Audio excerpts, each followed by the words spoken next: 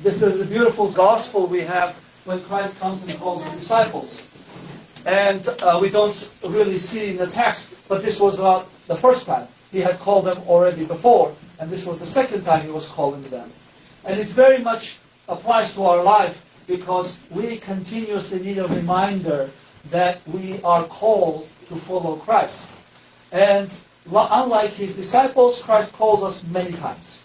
Job, the prophet, said, God calls us, and God calls us again, because God doesn't give up on us. So, there's a story about a priest. His wife wakes him up in the morning and says, honey, we're going to go to church. We're going to go to church. And he opens his eyes and says, why do we have to go to church? She says, well, because you are the priest. So, God calls even the priests out of bed in the morning to go to church. None of us is exempt from leaving Christ. Today, we know that even his disciples left him.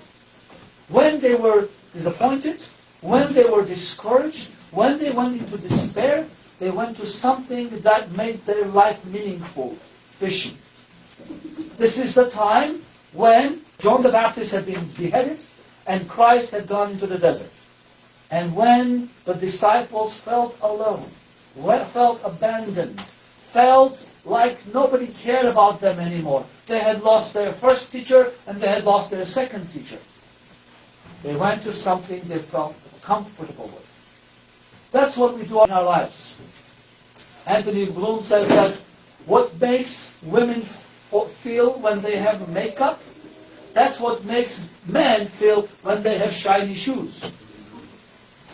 And I paid attention to that. I constantly pay attention to my shoes. Are they shining? Are they clean enough? Why is that? Because it gives me artificial confidence. When someone puts suit and tie, they feel differently when they are in their ragged clothes at home.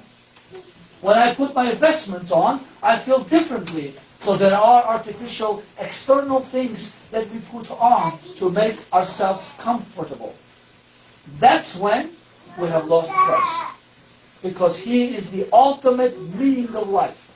If someone has in their heart the guiding of the Holy Spirit and has Christ in with him, that person has found the meaning of life and is confident, competent, and trusting, and faithful, and hopeful for the future, for the present, and is positive about the past.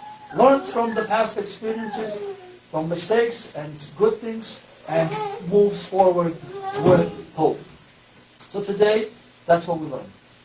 Whenever you feel you have been left alone, whenever you feel like, oh, I don't want to go to church anymore, that's the time when Christ is calling you. The times that I feel like Christ is calling me is when my wife wakes me up and says, we have to go to church. You're the priest. May God bless you.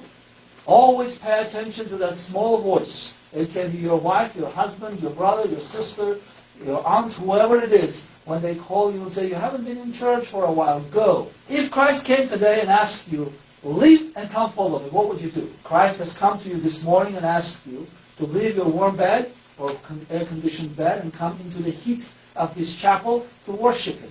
And you have gotten up in the morning and you have left what you were feeling comfortable with and you have followed Christ. May God bless you. Thank you.